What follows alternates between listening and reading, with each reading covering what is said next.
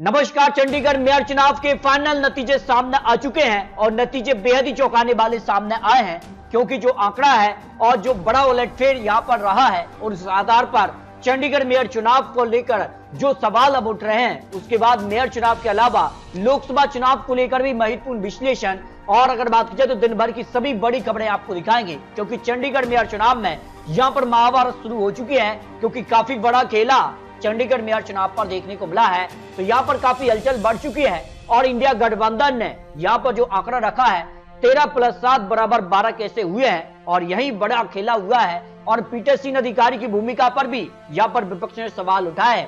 तो चंडीगढ़ मेयर चुनाव पर सबकी नजर है, क्योंकि चंडीगढ़ मेयर चुनाव की प्रत्याशी की बात की जाए तो भारतीय जनता पार्टी से मनोज सोनकर और यहाँ पर इंडिया गठबंधन से कुलदीप कुमार यहाँ चुनावी मैदान में थे और माना जा रहा था कि एक तरफा यहाँ पर कुलदीप कुमार यहाँ पर जीत जाएंगे, लेकिन मेयर चुनाव पर बड़ा उलटफेर नतीजों के जो आंकड़े रहे हैं और अब कहीं ना कहीं इसको लेकर आपसी तनाव भी देखने को मिल रहा है। बीजेपी के वोट कुल मिलाकर 15 प्लस एक सांसद कुल मिलाकर 16 वोट हो जाते हैं, जबकि इंडिया गठबंधन के पास आम आदमी पार्टी के 13 और कांग्रेस के 7 कुल मिलाकर 20 होते हैं। लेकिन आंकड़ा 12 कैसे हो गया, यह काफी महत्वपूर्ण हो जाता है, क्योंकि बीजेपी के 14, चंडीगढ़ का एक एमपी और अकाली दल से एक कुल मिलाकर 16 वोट यहाँ पर भारतीय जनता पार्टी के साथ यानी एनडीए के साथ, जबकि इंडिया गठबंधन के साथ कांग्रेस प्लस आम आदमी पार्टी के 20, लेकिन आंकड़ा हो जाता है 12 और 8 वोट अवैध माने गए यानी रिजेक्ट कर दिए गए और मेयर चुनाव भारतीय जनता पार्टी के मनोज कुमार यहां पर जीत गए।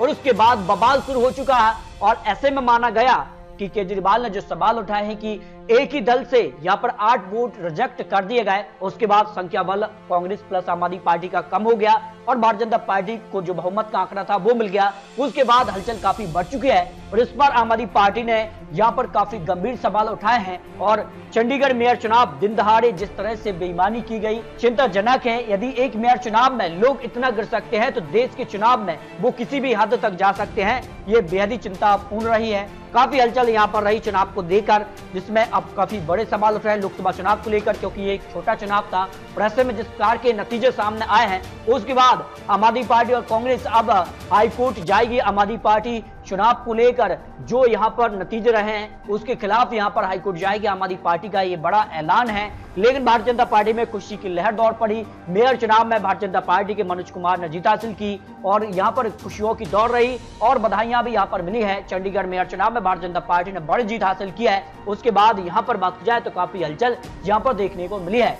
लेकिन अगर बात की जाए तो इंडिया गठबंधन की मुश्किलें बिहार के अलावा अब कई राज्यों पर भी देखने को मिल रही है। पंजाब में आम आदमी पार्टी अकेले चुनाव लड़ने का ऐलान कर रही है, जबकि अखिलेश यादव ने तो लोकसभा चुनाव को लेकर अपने 16 उम्मीदवारों की लिस्ट जारी कर दी है। उसके बाद काफी हलचल बढ़ चुकी है और 16 उम्मीदवारों की अगर बात की जाए तो समाजवादी पार्टी ने तो संभल से अगर बात की जाए तो यहाँ पर सफी उर रहमान वफ को यहाँ पर चुनावी मैदान में समाजवादी पार्टी ने उतार दिया है। और यहाँ पर क्या कांग्रेस का जो गठबंधन है, इंडिया गठबंधन है, जिसमें कांग्रेस समाजवादी पार्टी अन्य दल हैं, वो यहाँ पर बात की जाए तो काफी चौंकाने वाले नाम रहे हैं। और आम आदमी पार्टी और अन्य उम्मीदवार की अगर बात की जाए तो फिलहाल समाजवादी पार्टी ने अपने उम्मीदवारों का ऐलान कर दिया, क्योंकि ज्यादा वक्त अब लोकसभा चुनाव के लिए बचा नहीं है। और ऐसे में नामों के ऐलान के बाद कहीं ना कहीं अब सवाल इंडिया गठबंधन की टूट पर भी उठ रहे हैं।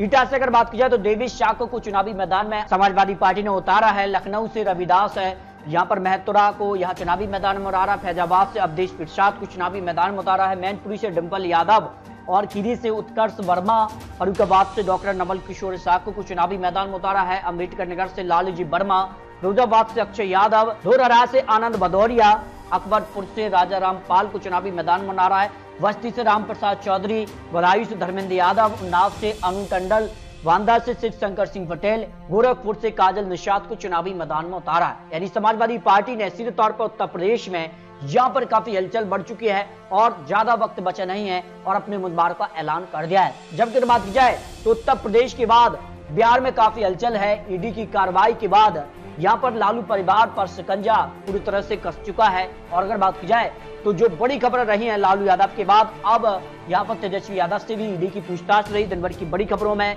लापता हेमंत सोरेन की पत्नी और विधायकों के साथ गवर्नर से मिले हैं और माना जा रहा है कि हेमंत सोरेन की कभी भी गिरफ्तारी हो सकती है। साथ ही यहाँ पर उनकी पत्नी कल्पना सोरेन को यहाँ पर मुख्यमंत्री बनाया जा सकता है। बिहार में राहुल की यात्रा का दूसरा दिन रहा। जवाब में नीतीश कुमार के दल बदल को लेकर भी अब आमने सामने रहे राहुल गांधी। चंडीगढ़ में आम आदमी पार्टी के संयुक्त उम्मीदवार की मेयर चुनाव में हारी है और बीजेपी ने एक बड़े अंतर से 8 जो वोट रजिस्टर है उस दम पर चुनाव जीता है। समाजवादी पार्टी ने 16 उम्मीदवारों की सूची जारी किया है और इस तरह से अगर बात की जाए तो काफी हलचल यहाँ पर जो है इस दिन रही है। मेयर चुनाव पर सबकी नजर रही है और ऐसे में आपको क्या लगता है लोकसभा चुनाव को लेकर अपनी राय रख सकते हैं। बहुत जल्द आपको लोकसभा चुनाव पर भी महत्वपूर्ण विश्लेषण देने वाले हैं। तो मिलते हैं दोस्तों और लेटेस्ट और महत्वपूर्ण विश्लेषण के साथ, तब तक के लिए जय हिंद, जय भारत।